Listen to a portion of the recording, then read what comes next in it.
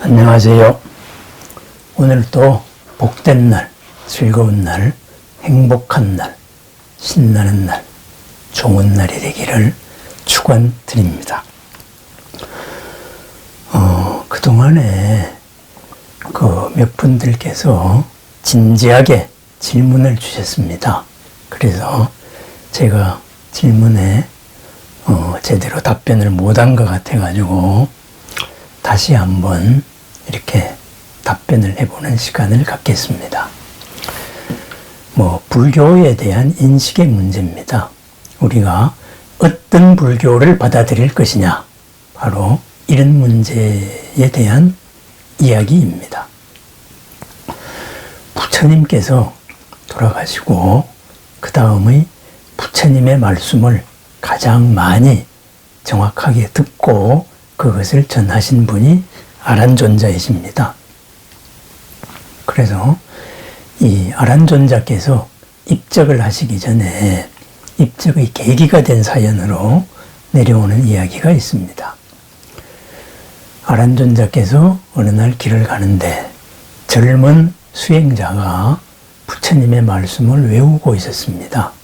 그런데 아란존자께서 들어보니까 그것이 잘못된 것이었어요. 그래서 아란존자가 말씀을 했습니다. 수행자여, 그대가 지금 외우고 있는 것은 이러이러한 것이다. 이렇게 시정을 해줬습니다. 그랬더니만은 그 출가 수행자가, 아니 노장님은 뭐길래 그런 말씀을 하십니까? 나는 우리 스승으로부터 직접 들은, 우리 스승께서는 또 부처님께 직접 들은 그 가르침을 그대로 외우고 있습니다. 그것을 따르고 있습니다. 그런 쓸데없는 참견은 하지 마십시오. 이랬습니다. 이래서 아란존자가 이제 내가 세상에 머물러야 될 이런 때가 다 됐구나. 인연이 다 되었구나. 이래서 입적을 결심을 했다 그래요.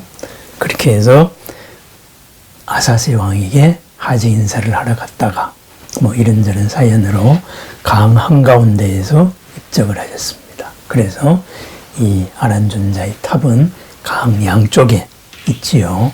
나중에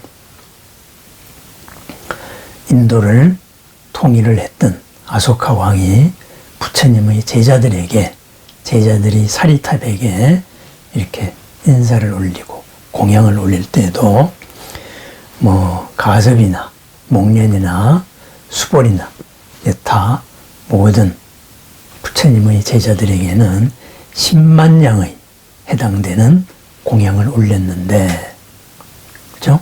아란존자에게는 100억 양에 해당되는 공양을 올렸다. 이런 기록이 있습니다. 그렇지만은 깨달았지만은 대중설법을 한 번도 하지 않은 바꾸라존자에게는 한 푼의 공양, 그냥 인사치레로 한 번 했다. 이런 말이 있습니다. 부처님의 법이 우리에게 내려오는 것은 아란존자께서 정리하셔가지고 전해 주었기 때문입니다. 물론 부처님의 말씀을 직접 전해받은 사람들은 부지기수죠. 그래서 각자 쭉 내려옵니다. 그렇다면은 이 아란존자의 설화가 말하고 있는 것은 무엇이냐? 그죠? 이것은 아란존자 당시에도 부처님 돌아가신 지 100년이 안 되어서, 그죠? 바로 부처님의 말씀이 서로 다르게 전해지기 시작했다. 이 말입니다. 어떻게 다르게 전해졌느냐? 근본 줄기는 같지만은 가지에 따라 가지고 들은 사람의 뉘앙스, 그리고 들은 사람의 수행 경지에 따라 가지고 다르게 전해지기 시작했습니다. 이것이 옳다.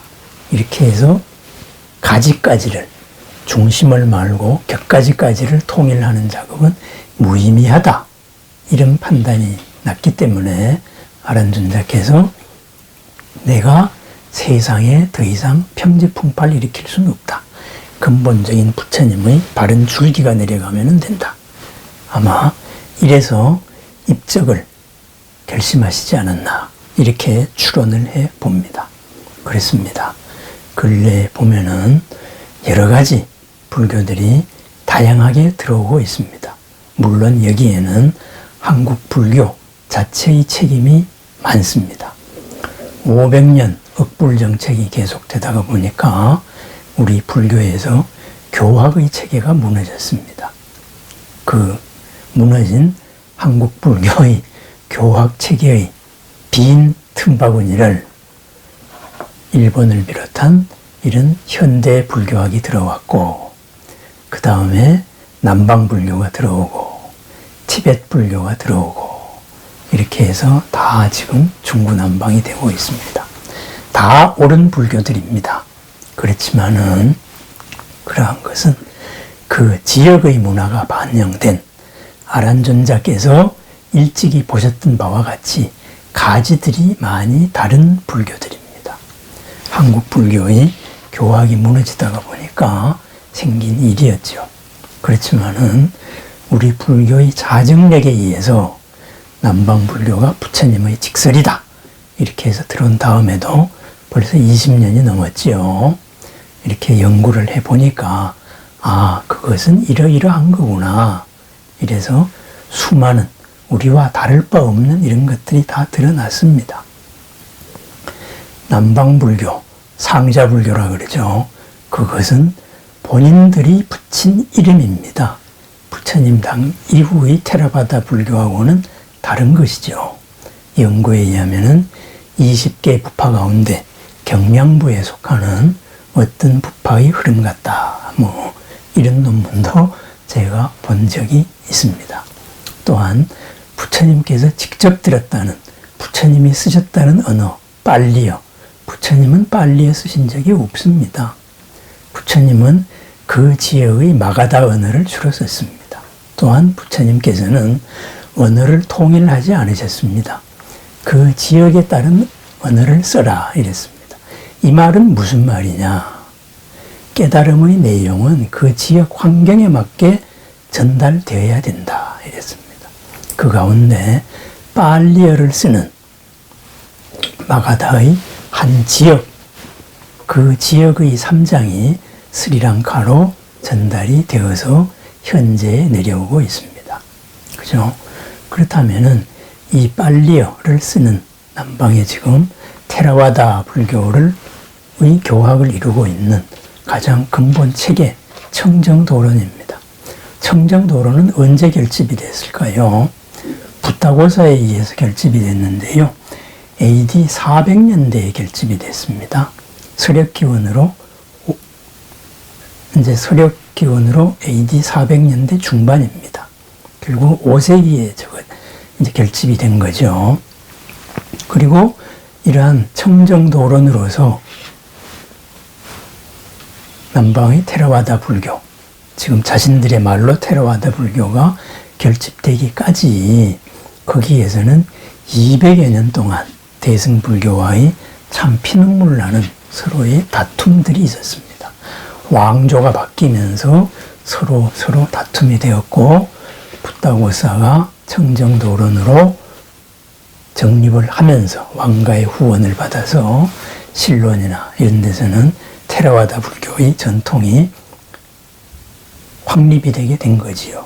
그러다가 보니까 두 세력의 다툼에서 서로가 서로를 굶겨 죽이려고 하는 사건까지 있었다고 전해 내려옵니다.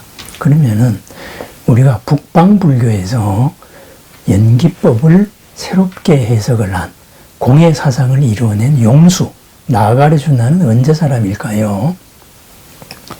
AD로 100년대 중반 사람입니다. AD 100년 중반 사람. 그러면은 청정도론이 이루어지기 전에 또 우리 소위 말해서 대승불교라고 말을 하는 이런 신불교 운동에서는 새로운 여러 가지 이론들이 정립이 되고 다 됐습니다. 결국 제가 이 말씀을 왜 드리느냐, 그죠?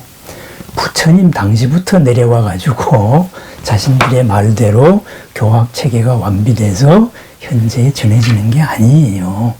백화사전과도 같은 것입니다.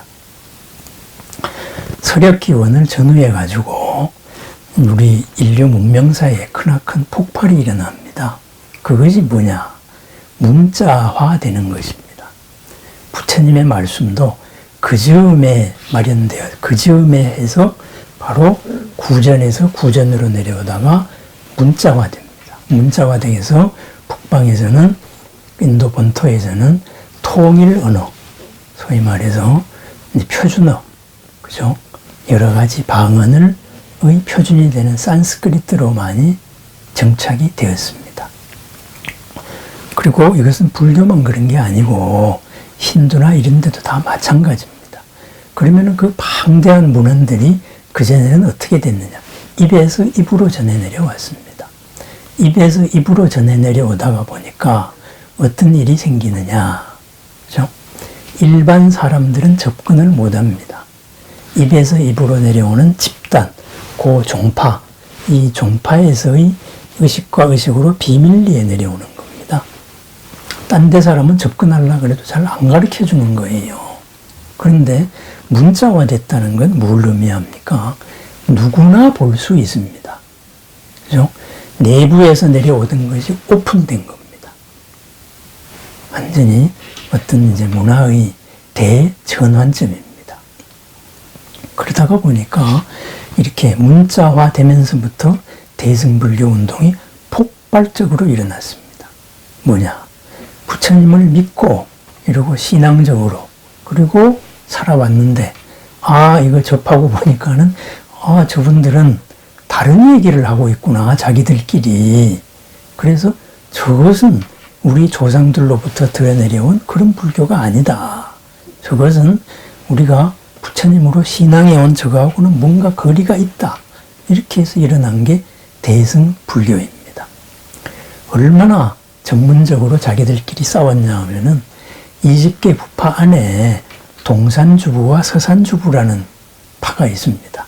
산의 동쪽에 우리는 사는 파다. 산의 서쪽에 사는 파다. 이런 파입니다. 그건 무슨 말이에요? 쟤네들하고 우리는 근본적으로 추구하는 바가 다르니까 같은 물을 마시지 않겠다. 이런 말입니다. 산에서 우리는 동쪽으로 흘러나오는 물만 먹겠다. 서쪽으로 흘러나오는 물만 먹겠다. 참 우스운 일입니다. 그런 것이 종파입니다. 그러면은 이러한 모든 종파에서 말하는 것이 틀렸느냐? 그렇지 않습니다. 불교라는 이름이 붙었을 때에는 99.9%가 같습니다. 그죠? 불교가 나아가려고 하는 바와 다 같습니다. 하지만은 그 0.1%가 다릅니다. 그것이 바로 깨달음에 대한 규정입니다. 해탈에 대한 규정입니다. 열반에 대한 규정입니다. 거기에 대해서 차이가 일어납니다. 그러다가 보니까 한쪽에서는 불교는 깨달음의 종교다. 이렇게 말하고 한쪽에서는 불교는 소멸의 종교다. 이렇게 말합니다. 불교를 소멸의 종교라고 말하는 사람들 많습니다. 남방 테라와다 중심으로 그렇게 얘기를 하죠. 열반이라는 것은 모든 한계를 벗어나서 영원히 소멸하는 것이다. 그렇게 이야기합니다. 그것은 그 사람들 얘기예요. 부처님이 소멸이라고 말한 적 없습니다. 그죠? 불교는 깨달음의 종교다. 마음 하나 탁 깨쳐가지고 삼계에서 벗어난다. 그것은 그 종파에서 하는 얘기입니다. 그죠? 부처님은 그렇게 말씀하신 적 없습니다. 부처님의 말씀은 뭐냐? 불교는 뭐냐? 고를 푸는 종교입니다. 부처님께서 출가하신 것은 이 한계를 풀기 위함입니다. 이 한계를 푼 상태를 소멸로 보느냐, 아니면은 영원한 자유로 보느냐, 이것은 근본적인 차이가 있습니다.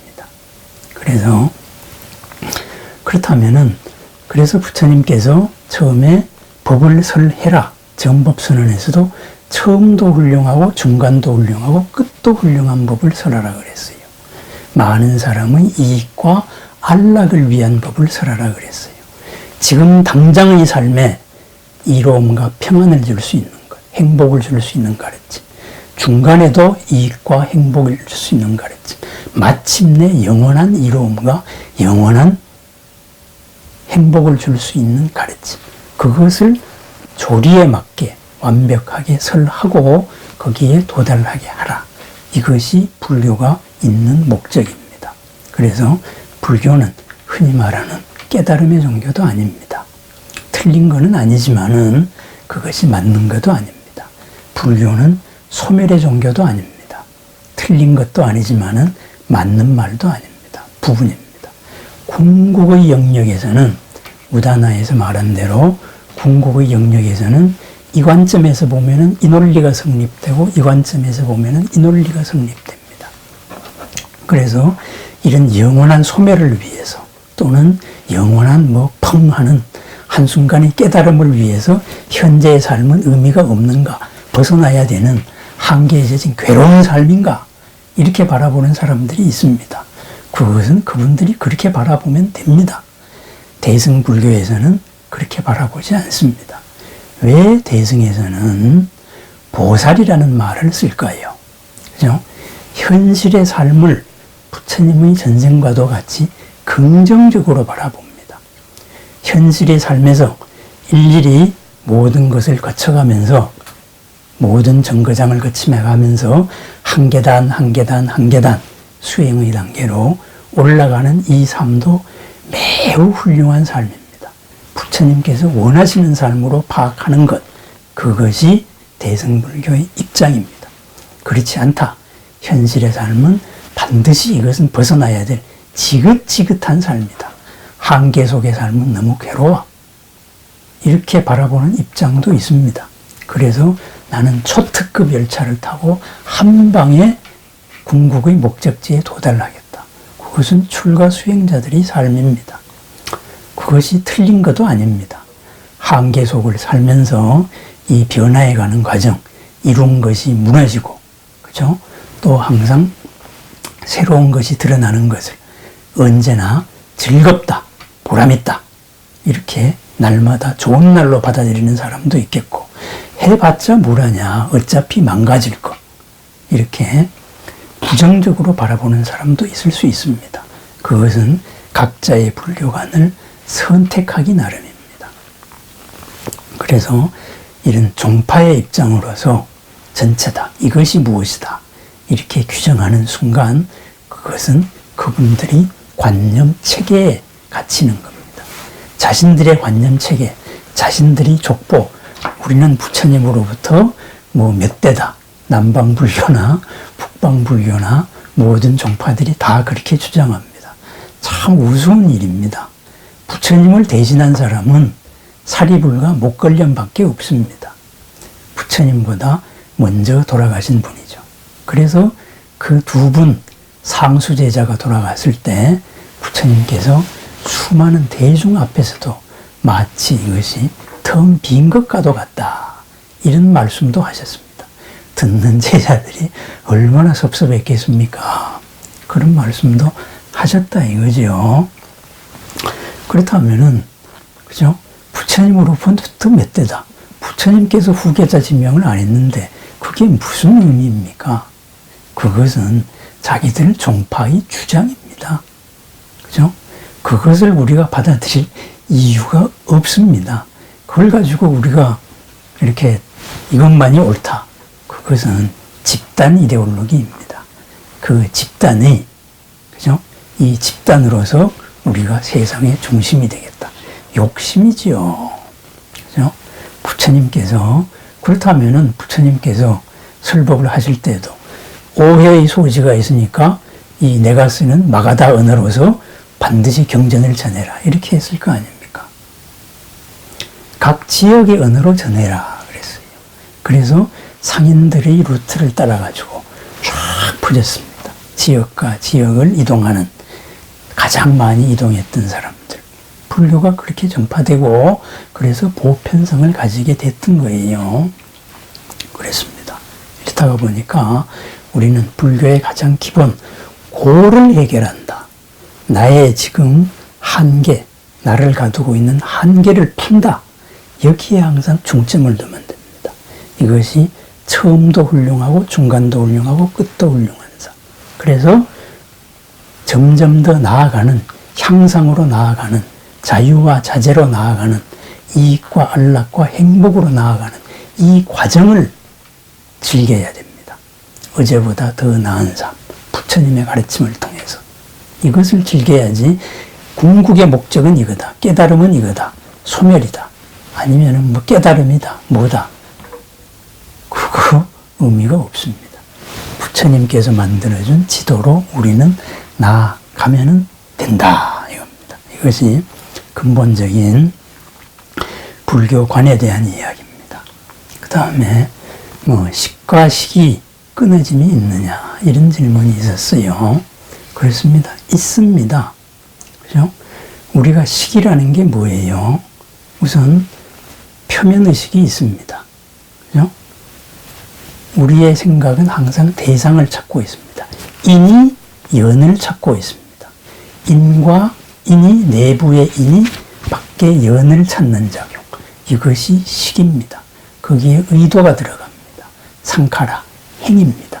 그래서 업이 만들어집니다. 그죠? 그런데 우리가 이 식을 일어나는 마음작용을 가만히 관찰을 해보면은, 이게 업식에 의해 가지고 이루어진다는 것을 알아차릴 수가 있습니다. 업식은 이 업식이 지난 이 업이 중심이 되었을 때 이 생각이 일어나고, 아니다, 이 업이 중심이 됐을 때 이 생각이 일어납니다. 이 업식과 업식의 사이에 끊어짐이 있습니다. 대상을 찾는 마음에 우리들이 끊어짐이 있습니다. 저놈이 천하에 죽일 놈이 됐다가 갑자기 저분이 그렇게 훌륭하신 분이었어, 이렇게 바뀔 수가 있다 이 말이에요. 그래서 우리가 그냥 연기법을 모르고 살 때에는 우리들의 인식작용이 이게 하나인 줄 알고, 식과 식이 하나이냐, 연속성이냐 끊어지느냐 이런 걸로 논쟁을 해요. 의미가 없습니다. 업의 식은 끊어짐이 있습니다. 이 업의 식을 이어주는 것이 있습니다. 그것을 남방에서는 방황가라 그랬고, 뭐 북방에서는 마음이다 그러고, 유식에서는 칠식과 팔식이다 그래요. 그러면은 이 칠식과 팔식은 영속한 것이냐, 아니면은 이것 자체도 끊어짐이 있는 것이냐, 그죠? 우리가 이런 문제를 제기할 수가 있어요. 팔식 자체, 마음이라고 말하는 이 팔식 자체가 영속한 것이다, 이렇게 보면은 이것은 아트만이 되기 쉽습니다. 불교는 그렇지 않습니다. 무아입니다. 이것 자체도 다른 요건에 의해서 되어 있다. 실체로서 있는 게 아니다. 이거죠. 그럼 그게 뭐냐? 그것은 그때부터는 언어의 영역을 초월한 영역입니다. 논리를 초월한 영역입니다. 들어가서 이렇게 보면은 이렇게 보이고, 이렇게 보이면 이렇게 보입니다. 무한한 지혜와 공덕의 측면으로 보면은 지혜와 공덕이 보이고, 모든 것의 소멸, 한계를 벗어나서 한계에서 사라짐으로 보면은 소멸로 보이는 영역입니다. 그래서 언어도단, 언어의 길이 끊어지고 시임행처멸, 마음의 작용이 끊어졌다, 이렇게 말합니다. 마음의 작용이 끊어졌다 그래서 모든 것이 비롯되는 이것이 끊어졌느냐? 그렇지는 않다 이겁니다. 그래서 식과 식의 끊어짐이 있느냐? 그것은 질문 자체가 어떤 식을 의미하는가, 어떠한 것인가, 연기적으로 볼 때 이런 문제가 있습니다. 그리고 우리가 생각할 때 우리들이 생각하는 시, 공간 또한 마찬가지입니다. 시간과 공간이 나와 관계없이 객관적으로, 절대적인 객관으로 존재하는 걸로 우리는 생각하고 있습니다. 그렇지 않습니다. 시간과 공간이라는 것은 현재 내가 여기 갇혀 있기 때문에 바깥의 절대적인 것으로 생각을 합니다. 만약에 시공이 절대적이라면은 원력에 의해서 어떻게 불국토를 만들 수 있다고 할 수 있을까요? 그죠? 말이 안 되지요. 그죠? 시간과 공간이라는 것은 우리가 윤회 속을 살아가는 한 형식입니다. 우리가 나타날 수 있는 시공 자체도 하나의 조건입니다. 현대 물리학도 그렇게 보고 있고, 저도 제 불교관에서는 그렇게 보고 있습니다. 그런데 시공의 절대성을 두고 또 뭐라고 논리를 전개하는 사람들이 있어요. 그 전제 위에 바탕을 해서 논리를 푸는 사람이 있어요. 그러면은 더 이상 그것은 논쟁의 대상이 될 수가 없습니다. 이 몸, 현재 나를 움직이고 있는 것이 바로 영원합니다. 한계를 벗어나지 못한 중생일 때에는 중생으로서 영원하고, 한계를 벗어나면은 이것은 법신으로서 영원합니다. 그 법신이 무엇이냐? 언어로 규정을 하지 말자 그랬지요. 그것은 우다나에서 열반에 대해서 부처님께서 말씀하셨던 것이고, 또한 여러 군데에서 언어의 영역이 끊어진 영역이다, 이렇게 얘기를 했습니다. 그래서 무아와 무생, 제가 어제 말씀드린 대로 무아와 무생에 대한 얘기를 했습니다. 그죠?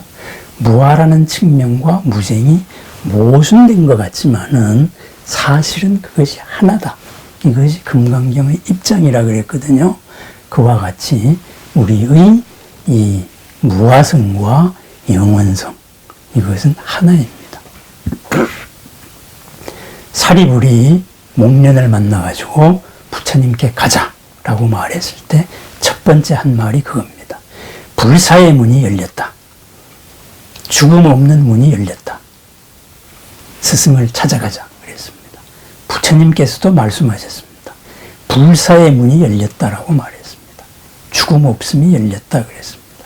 그게 무슨 말입니까? 소멸입니까? 자유입니까? 소멸돼서 사라짐입니까? 영원한 진리의 몸입니까? 그죠? 그것은 각자의 입장에 생각하기 나름입니다. 백중이라든가 천도제라든가 또는 부모에 대한 효라든가 이런 여러 가지 이런 것들이 불교의 지역적인 문화에 따라 가지고 만들어져 왔습니다. 부처님 당시에 없었던 거예요. 그죠? 하지만은 그것이 부처님께서 안 했기 때문에 그것은 불교가 아니다, 이렇게 말하는 사람들이 있어요. 만해 헌영은도 산신을 때려 부셔라, 뭐 이런 말을 한 적이 있어요. 맞습니다. 그죠?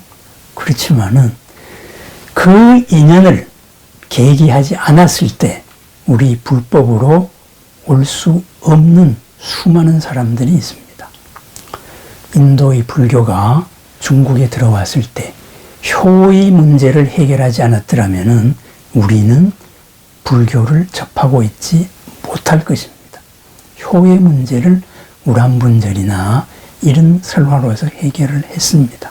다만 아쉬움은 있습니다. 제가 은중경이나 이런 경전을 보고 느끼는 바는 내가 편찬을 했더라면은 조금 더 세련되게 했을 때 상당히 좀 거칠다 이랬습니다. 조왕경도 마찬가지고 칠성열애경도 마찬가지입니다. 이렇게 보면은 상당히 좀 거칩니다. 하지만은 그러한 것을 인연해서 모든 사람이 정법으로 들어왔습니다. 인연법으로서 정법으로 들어온 다음에 이 정법으로서 소화를 할 수 있게 하느냐 마느냐는 이 불법을 지키고 있는 이분들의 몫입니다. 그분들의 몫이 아닙니다. 그죠? 열심히 노력해가지고 한 살림을 이루었습니다. 그러다가 보니까 절약하고 금금하고 욕망을 억제하는 노력 과정에서의 불만이 쌓여서 아들 때에서는 아버지를 많이 뭐라고 원망을 합니다. 원한이 많습니다. 그렇지만은 그것은 잘못된 것은 아닙니다. 그러한 과정 거쳤기에 이런 게 이루어진 겁니다. 오늘의 불교가 내려까지까지 사실은 모든 불교의 지역마다 그 문화를 끌어들이기 위한 위경이 들어있습니다. 정도가 심한 위경은 자체 도태됐습니다. 하지만은 이것이 우리 불법에 수용될 수 있는 이런 한계 안에 있다. 바른 가르침으로 끌 수 있다. 소위 말해서 방편입니다. 이랬을 때에는 그것을 정법으로 인도하느냐 아니냐는 우리 불교 안에 불자들이 온전한 몫입니다. 그러한 과정이 없었더라면 불교는 전해지지 않았습니다. 동아시아 불교에서, 특히 중국에서 불교는 정착조차 하기 힘들었다, 이런 말이죠. 그것은 불교사가 말하고 있는 것입니다. 그죠? 이러한 것에서 후세로부터 선대로부터 전달되어 온 이런 것은 당연하게 내가 다 받아먹고, 선대의 그러한 과정에 대해서는 딱 부정해버리는 거. 참, 그 뭐라고 말을 해야 될까요? 그죠? 뿌리 없는 뭐라고 말할 수 있겠습니다. 뭐, 이런 여러 가지, 이제 답변에 대해서, 진지한 답변에 대해서 한번 말씀을 드렸습니다. 제가 일과 시간 중간에는 우리 부처님 말씀으로 상담을 드리지 못합니다. 또 일과 시간 이후에도 나름의 소모임에 법회도 갖고, 그죠? 다가온 사람들하고 이야기하고, 또 저 나름의 수행 시간도 가져야 되고, 이러다가 보니까 또 언제 나한테 전화하세요, 언제가 시간이 한가합니다, 이런 말씀도 못 드립니다. 저에게 궁금하신 바 있다면은 댓글로 남겨주시면은 꼭 답을 해 드리겠습니다. 제 하루의 시간은 무한대의 시간이 아닙니다. 저 또한 지금 부처님으로 완성된 사람이 아닙니다. 부처님으로서 나아가는 사람입니다. 제 체험의 한계 안에서, 이 체험으로서 소화한 부처님의 가르침 안에서 여러분들과 함께 진리에 대한 얘기, 부처님의 뜻에 대한 얘기를 나누고 있습니다. 오늘 이런저런 이야기가 조금 길어졌는데요. 그렇습니다. 각자의 불교를 받아들이시면 됩니다. 그런데 그것으로서 이것이다, 나머지는 틀렸다, 이런 말은 하지 마세요. 그죠? 옳다 그르다로 논쟁에 휘말릴 만큼 우리 인생 그렇게 길지 않습니다. 한 발짝 한 발짝 나아가는 것이 중요합니다. 부처님의 말씀대로 현실의 삶을 살면서 처음도 중간도 훌륭한 길을 걸어 나가는 것이 중요합니다. 한 발짝 더 나아가는 이런 과정에서의 질문이라면은 항상 더불어 즐겁게 부담 없이 대화를 나눌 수 있습니다. 궁극이 무엇이냐, 이렇게 말하는 질문은 오늘로서 이제 그만 답변하면 되겠습니다. 그것은 걸어가 보면은 압니다. 논리를 초월한 영역은 논리의 끝까지 가보면은 압니다. 그 다음부터 논리가 도달할 수 없습니다.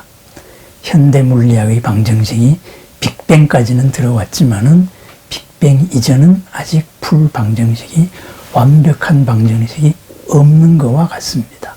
이 논리로는 접근이 불가능한 것입니다. 그렇죠? 우리는 어제보다 나은 오늘, 나날의 삶을 윤택하고 행복하고 더불어서 보람되고 그 한계가 깨어지는 이러한 즐거운 삶, 새로운 삶, 좋은 삶이 필요할 뿐입니다. 오늘 하루도 보람되고 즐겁고 행복하고 신나는 좋은 날이 되기를 축원드립니다. 감사합니다.